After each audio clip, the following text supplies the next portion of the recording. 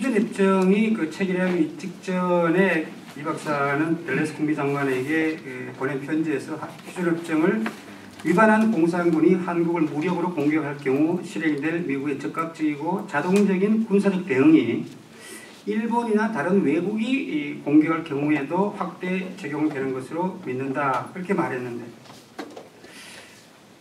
또 그리고 한미 사고방위 조약의 체결을 위해 방한한 델레스 장관에게 이 박사는 일본이 여전히 한국을 식민지화하려는 야욕을 부리지 않고 있기 때문에 한국민은 소련보다도 일본을 더 우려한다고 말하면서 미국이 일본을 군사적으로 또 경제적으로 강화시키는 것은 결단코 현명한 일이 아니다. 일본의 한국 재점령 야욕을 반드시 분쇄해야 한다. 그렇게 강조를 했습니다.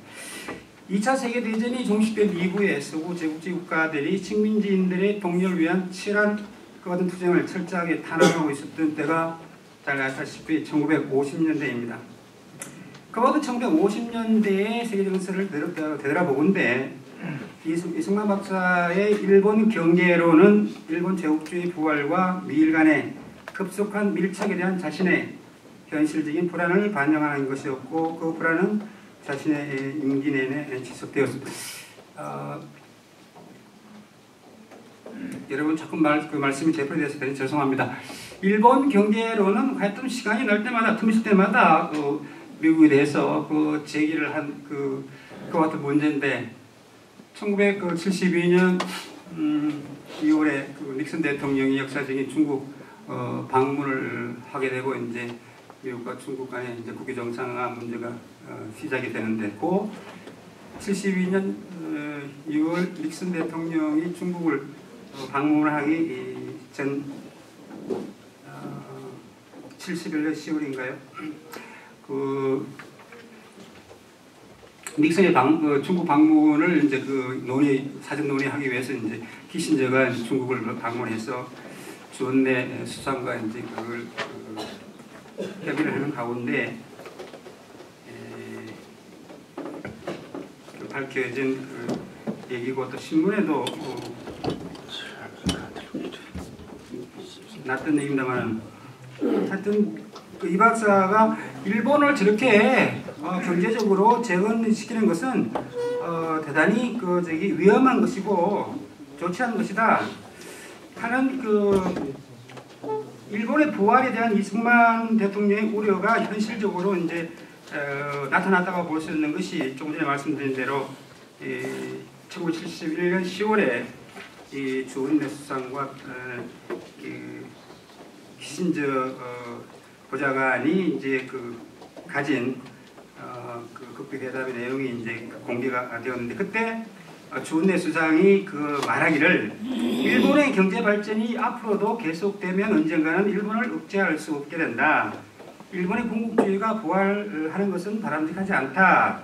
그렇게 지적하자, 이에 대해 주원내 지적에 대해서 키신저 박사는 미국은 일본을 경제 대국으로 만든 것을 후회하고 있다. 그렇게 솔직하게 시인을 했다고 합니다. 1970년대 이제 초반에 돌아오면 참 묘하게도 1947년 서두에 말씀드린 대로 일본의 미국 정책이 질적으로 대폭적으로 수정이 되고 일본을 키우는 일본 재건 정책으로 돌아왔음과 동시에 유럽에 있을 또 같이 미국의 독일 정책도 또 상당히 또 달라지게 되고, 그토록 오랜 기간 또 2차 세계대전 동안에 적극으로 싸웠던 독일과 일본이 이 47년에 미국의 독일 점령 정책, 독일 정책, 미국의 일본 정책, 이것이 다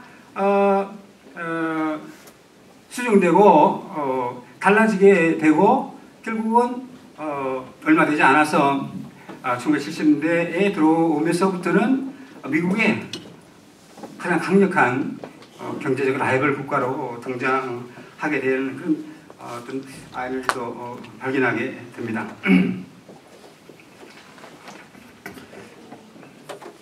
어쨌든 한미 상호방위조약의 체결로 아이젠하워 행정부는 휴전의 성립과 이승만의 단독 무력 통일을 견지하는 데 성공했고, 반면에 이승만 박사는 공산주의 세력과 일본 평창주의로 인해 위협받고 있는 한국의 안보를 미국으로부터 보장받는 데 성공했다고 평가할 수가 있겠습니다.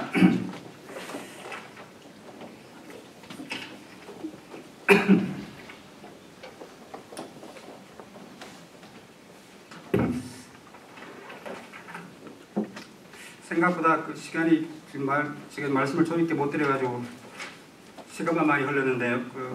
나눠드린 중에서 뒷부분을 그냥 읽어면서 끝내기로 하겠습니다. 이승만 박사는 철저한 반소주의자였으며 동시에 철저한 반일주의자였다. 또한 그는 철저한 시민주의자였다. 그는 미국을 대한민국의 생존을 위해 한국민이 의존해야 할 유일한 나라라고 간주했고, 그래서 그는 건국 초기부터 안보자에게 체계를 미국에게 요구해왔다. 그러나 미국은 이승만의 요청을 외면했고 주한미군의 철수를 결행했다. 한국전쟁의 발발 계기로 이승만은 미국에게 한미상호방위적인 체질이 절실히 필요하다고 역설했다. 이러한 그의 주장은 물론 공산주의의 위협과 무력 공격에 대한 사전 봉쇄와 신속한 대응이 한국의 생존에 필수적이라는 현실적 판단에 근거하고 있었다. 여러 번 말씀드린 대로 그러나 공산주의 위협이 못지않게 일본 평창주의 위협이 상호방위 조약 체결에 가장 중요한 그 같은 요인으로 작용했다.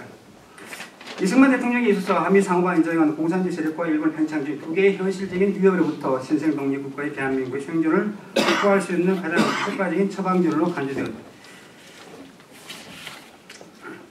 한 패러그래프를 띄겠습니다. 그 밑에 이승만과 아이젠하워는 서로 갈등했지만 동시에 서로를 몹시 필요로 했다. 두 사람은 모두 상원의 양보와 타협이 시급히 요청됨을 잘 인식하고 있었다.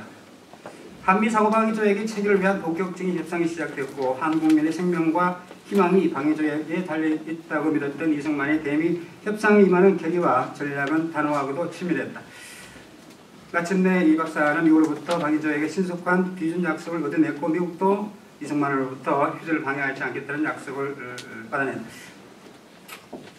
한미 상호방위 조약을 매기로 미국은 남한에 대한 공산주의 세력의 침략 위협을 동시하고 동시에 이승만의 북진 무력 통일 의지도 반영시키는 이주 봉쇄 효과를 기대했으며 반면에 이승만은 공산주의 위협과 공격을 사전에 봉쇄하는 동시에 그가 심각하게 우려해온 일본의 평창주의 자격도 저지시키는 이중 봉쇄 효과를 지닌 법적 장치를 확보함으로써 대한민국의 안보가 확실하게 보장되기를 기대했다. 물론 이승만 대통령은 미국의 한국 정책을 자신이 원하는 방향으로 좌지우지할 수는 없었다. 그러나 한미 상호방위 조약의 체결 문제에 관한 두 나라의 협상에 보여준 이승만 대통령의 굳은 의지와 과감한 행동은 상당한 위험 부담을 내포하고 있기는 했지만 결과적으로 아이젠하워 행정부의 정책적 유연성을 제한시킴으로써 미국으로부터 보다 많은 양보를 얻어내는 데 중요한 요인으로 작용했다. 미국의 그 외교사학자인 유명한 번스타인 교수의 적절한 비유대로 이승만 대통령의 역할은 장기판에 단순한 절이 아니라 찬압과 같은 성장적의 절이었다. 이승만 대통령은 철저한 지미주의였고 동시에 그런 반공주의의 상징이었다. 그러한 인물을 강압적으로 굴복시킨다든가 제거시킨다는 정책적 선택은 공산주의 세력과의 열전과 냉전이 공존하는 상황 속에서 아이젠하워 행정부가 쉽게 결정할 수 있는 성질의 것은 결코 아니었다. 따라서 휴전의 성립을 통한 한국전쟁의 정치 해결을 추구하기로 작정함으로써 한국 정부의 협조가 기능했던 미국으로서는 이승만에게 보다 많은 당근을 제시하는 것이 현실적으로 불가피했던 것이다. 이승만 박사는 한미 상위 조약의 신속한 체결과 비준을 강력하게 요구했고 마침내 미국은 이를 수락했다. 부모가 나무를 심으면 자식들이 그늘벽을 본다는 속담이 있는데 한미 상호방위 조약은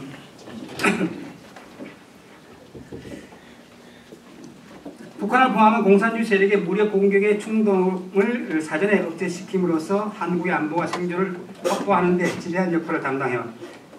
이승만 대통령은 신생 독립국의 대한민국의 장래를 위해 한미 상호방위 조약이라는 나무를 심어야 한다고 믿었으며 나아가 그것을 심는 데 성공을 했다. 한국민